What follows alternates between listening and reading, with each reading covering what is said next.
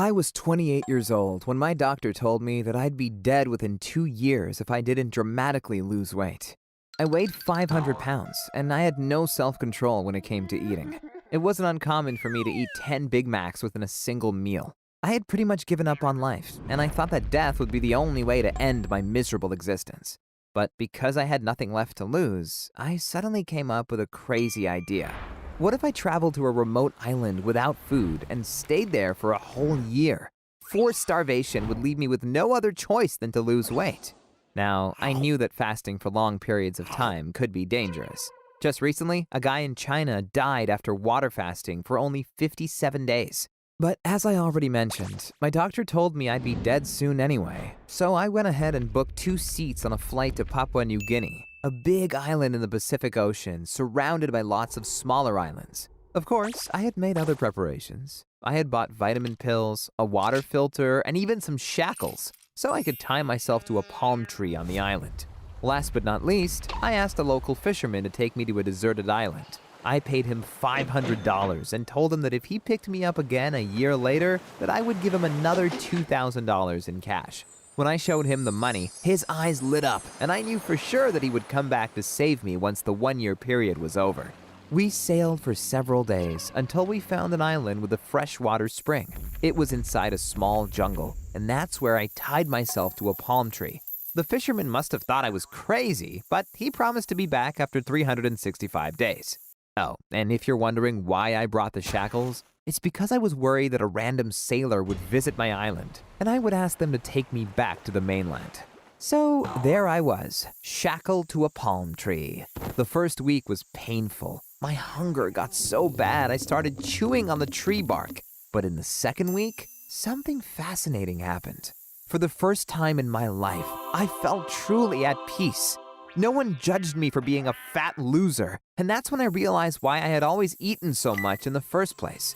Eating gave me a feeling of comfort in a world that scared me. It was my coping mechanism for stress and anxiety. I probably developed it as a kid when my mom kept telling me I was a disappointment. I still remember that from ages of 8 to 14. She didn't look me a single time into the eyes. That's how ashamed she was of me. So it's no wonder that I felt unloved and lonely, and to feel better I would go buy as much chocolate as I could and then eat it to feel good for a moment. But here, on my island, I was safe, and my hunger soon disappeared. Out of boredom, I even started working out. At first, I could only do sit-ups, but after 4 months, I had lost enough fat that I could train my whole body, doing push-ups, squats, and any exercise you could imagine. I felt like I finally had my life under control. But oh boy, I would soon find out how wrong I was about that. After day 180, I had lost enough weight that I could get my foot out of the shackles. I was free and thought that it might be healthier to start eating a little bit again. So I made a spear out of wood and went fishing. The first 2 weeks, I had no success. But then I caught a small octopus with my bare hands. It was a crazy fight, with the squid squirting black ink in my face. But I succeeded and had my first meal in almost 200 days. Of course, that was barely enough food for a single day, and my fast continued. And besides working out for several hours a day, I would also meditate for around 6 to 10 hours. One time, I even had an out-of-body experience. It felt as if my spirit floated out of my body and looked down upon me. I still can't explain it, but those things happen when you meditate a lot. Finally, I felt at peace with myself. Even though I missed human contact, when I saw a sailboat heading to my beach, I started waving, but they quickly turned around and sailed away again when they saw me. I realized I had probably scared them because I was naked. Well, I continued to exercise until my 1-year stay was completed. I still remember when the fisherman came and saw me. He couldn't believe how slim and fit I was. I had lost more than 300 pounds, and I got jacked. Back home in the US, I immediately went to my mom's house. I wanted to show her that her son wasn't the fat loser she had known before. "Mom, it's me." She took a look at me and responded, Oh, you finally lost some weight. Too bad you're stuck with that ugly face.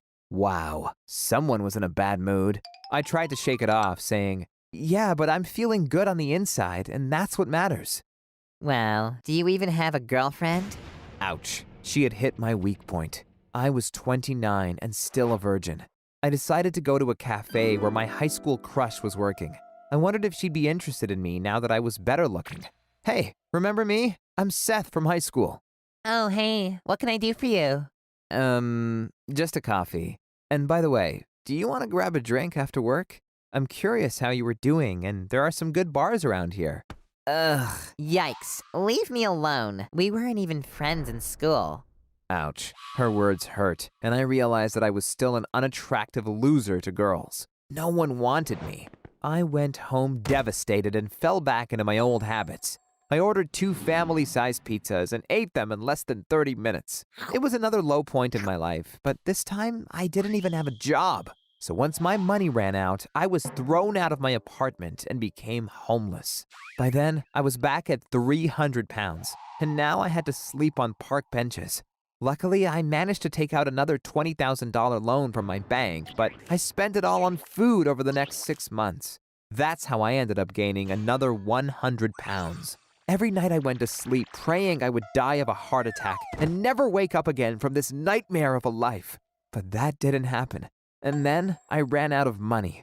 I asked Mom to let me stay with her, but she said she didn't want a bum living in her house. So I stayed homeless and tried begging. Unfortunately, people don't give much money to fat guys like me, and I resorted to stealing sweets from supermarkets. One time, I carried 10 packs of Oreos under my jacket outside of the store. But I was miserable and thought about going back to the island or some other place where I had no choice but to lose weight. And then it hit me. The army. They would never allow one of their soldiers to stay fat. I applied the very same day, but was told by a recruiter that I had to get down to 24% body fat to be accepted. I thought, no problem, and went into the woods. I camped next to a river and chained myself to a big tree and threw the key far away. Again, I had no food with me, and the only way to free myself was to fell the tree with my pocket knife. It was a big tree, so I knew it would take months. To be exact, it took 3 months, which was long enough for me to become thin again. Then I applied to the army again, and this time successfully. It was the best decision of my life, because when I started overeating again during basic training, my sergeant noticed it and started publicly humiliating me by making me walk around without a shirt at all times, so everyone could see how overweight I was. It was so embarrassing that I actually started to eat less, and in the meantime, my sergeant also made sure I trained extra hard. If others ran 3 miles, I had to run 6. Today, I'm still in the army, and I'd rather endure hunger than my sergeant making me train double.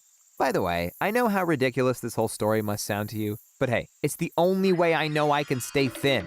Honestly, I'm just glad I'm still alive. Just do me a favor and don't fast for long periods of time without the supervision of a doctor. Some people die after a few months without food, and it's probably not worth the risk. Instead, you should befriend a bunch of fit guys, because if they see you getting fat, they will make endless fun of you. And that should be enough motivation to stay lean.